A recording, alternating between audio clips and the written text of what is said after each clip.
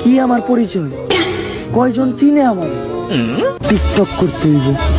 প্রথমে যাইয়া চুলটা কালার করবো, তারপরে মিটার দিয়ে একটা মাইল খামো, তারপরে টিকটকে ফালতু একটা নাম দিব, প্রিন্স মমিনুর অলওয়েজ টুকাই।